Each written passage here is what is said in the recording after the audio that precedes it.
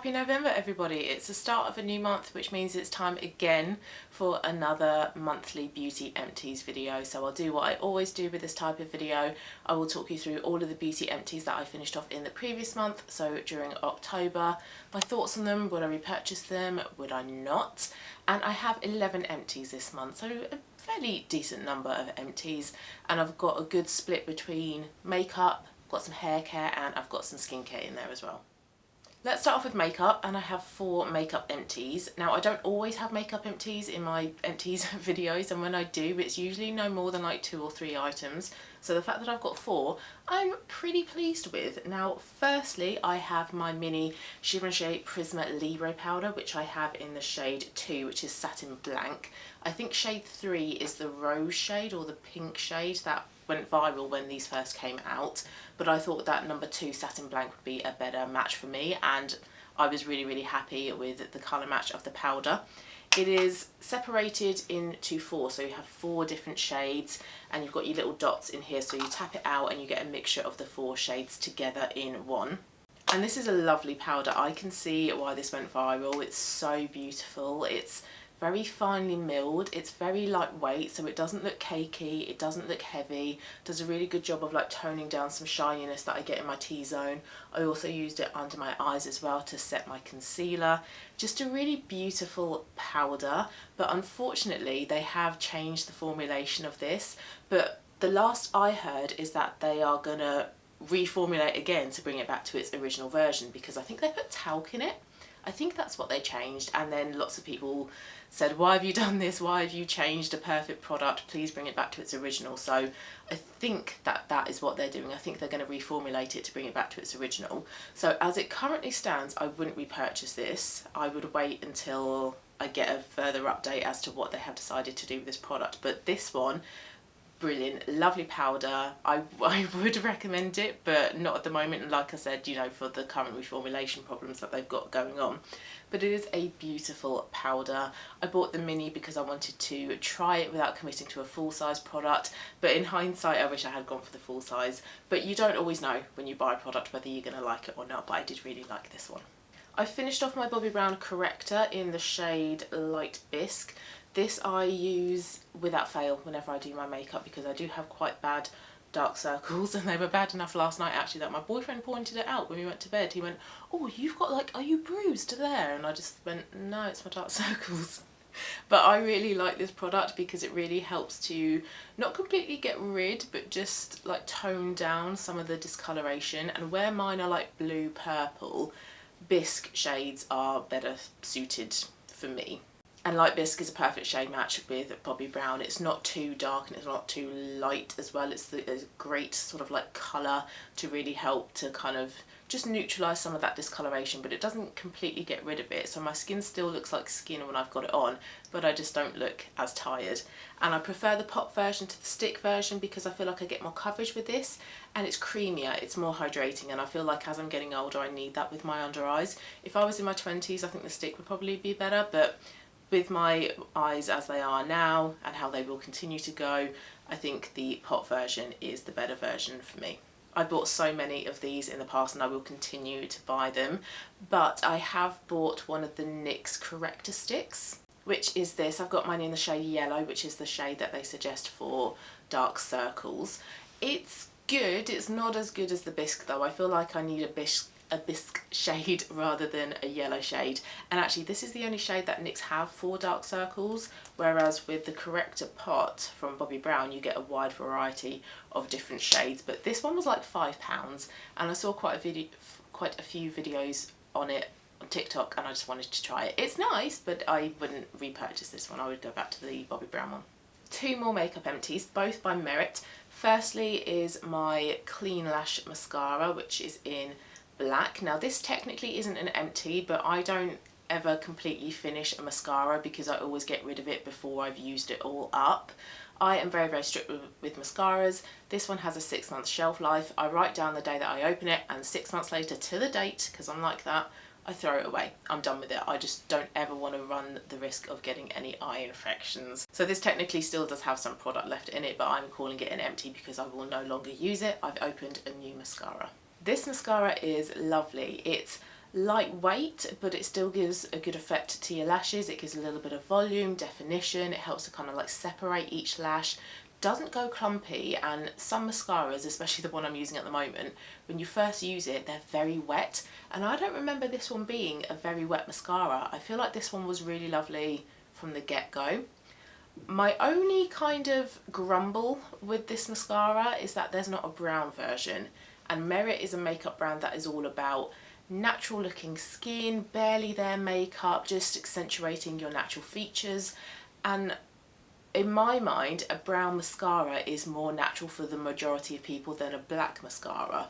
So I would like to see them come up with a brown mascara, and I would then repurchase it, but I wouldn't repurchase this because it is black and I'm trying to now just stick to a brown mascara. I have a brown mascara on now. So yes, Merit, please come out with this in a brown mascara and then I would repurchase, but I would highly recommend this. It is one of my favourite tubing mascaras that I have tried. So yes, it is tubing, very easy to remove, a little bit of warm water, no like rubbing or tugging at your eyelashes. Really enjoyed this one. And then the second Merit product is my brow. Is it the Brown 1980 volumizing pomade? I got mine in the shade blonde, and my eyebrows naturally aren't necessarily blonde, they are like a dark brown, but looking at the colour swatches on the website, blonde looked like the better shade match, and it was perfect. It was a perfect shade match for my brows. This has got a very sort of like small brush to it, so you can be quite precise. It's very natural. From the very first application, it didn't deposit loads of product onto your brows. I'm not sure how the brush does it, but it deposits just enough that you need. It doesn't overload your brows with product, so you can build up how much you have on your brows. It does a good job as well of like setting your brows up as well, but without making them feel like really hard or crispy. Gives a really good amount of definition to your eyebrows. It's a very, very easy product to use and I really liked it, and I would repurchase it again. Now that I've finished this off, I now have no brow products in my collection, so I am able to go and buy myself a brow product, but I'm not sure at the moment what I would buy. I think if anything it might be a clear brow gel, because I have recently, about 4 days ago, got my brows waxed and tinted, so they are a little bit strong at the moment with the tint, but it will fade. So I don't feel like I need a brow product that has colour in it. I think I might just need a clear brow gel, but for now, where they are very neat because they've just been waxed, I'm going to take a little bit of time to think what I need. But this one from Merit, like with the mascara, I really enjoyed, and I would repurchase this one, and I would repurchase it in the shade blonde. Haircare next. I have a shampoo and conditioner from the same line. This is the L'Oreal Elvive Hydra Pure. So I have the 72-hour purifying shampoo, salicylic and hyaluronic acids. So this is, like the name suggests, purifying shampoo, really good for hair that gets oily quite quickly, and mine does. I washed mine yesterday morning and I had to dry shampoo this morning. I will wash it tomorrow because I'm planning on going to the gym tomorrow, and I'll just wash it when I get back from the gym. So if your hair is like mine, it gets oily quite quickly, you need to use dry shampoo the day after or even the same day as washing your hair, then this is a really good shampoo for you. And I think I bought this because Abby Young on TikTok and also on YouTube suggested this one as well as a good high street shampoo. And I really liked this one. I didn't find, despite it being purifying, that it was really stripping or it made my hair like super like squeaky clean. It was just a really thorough clean. I felt like my roots were thoroughly cleansed afterwards. Does a good job of lathering up as well, so you can kind of like feel that it's getting your hair nice and clean. And a nice big bottle as well. These are nice big 400ml bottles. Takes you a decent amount of time to kind of work through them. And L'Oreal, really decent price point as well, so I would repurchase that shampoo. I really liked that. The conditioner, again same line, but this is a 72-hour rehydrating conditioner, so rehydrates lengths, no way down. So this is for oily scalp and roots, dehydrated lengths. This was a nice conditioner. I wasn't quite as impressed with it as I was the shampoo, but I would still repurchase this, but I don't think you would necessarily need to use both of them together in your same hair wash routine. But this was hydrating, but without being heavy. And where I have like fine silky hair, I definitely need lightweight products. Anything that is really too nourishing or too smoothing, too hydrating can just end up weighing my hair down, but this did a pretty good job actually of hydrating my lengths and ends but still making it feel like it was lightweight. So although I wasn't quite as impressed with this one in comparison to the shampoo, I would still repurchase this one. And again, L'Oreal, decent price point, 300 mils. Not sure why the conditioners don't come in 400 mils actually, but anyway, it's still a decent amount of product to kind of see you through a good couple of months. So yeah, I would also repurchase this one. And then last hair care product is also a product that's part of my more beauty products that I want to finish off by the end of the year. So this one I can tick off that list. This is the JVN Blowout Styling Milk. This smells lovely. I have cleaned it. It doesn't look like it, but I have. And I can still smell it. It's a lovely, lovely smell. Can't really sort of describe what it smells like, but it is a nice smell, but it's not too overpowering. So if you are a little bit sensitive to scents, you can still use this and hopefully it won't be, like I say, too overpowering to your senses.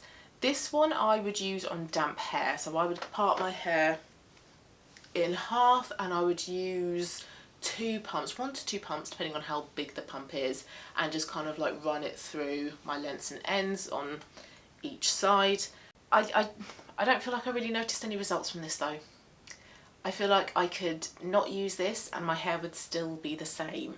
Now, I don't do a proper blow dry with my hair. What I do is I put my blow dry products in, tip my head upside down and just use the hairdryer all over, and then I put my head back upright and then I try and move my parting around to get a little bit of volume.